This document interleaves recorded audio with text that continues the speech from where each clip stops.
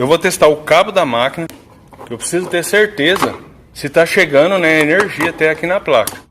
Então, pessoal, eu vou ter que testar aqui o AC1 e o AC2, tá? Esses dois primeiros pinos desse lado aqui.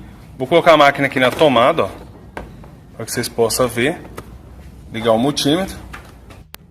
Ó, a energia está entrando. Vamos lá para a bancada, né, que aqui não vai adiantar nós resolver nada. Eu vou ter que tirar aqui,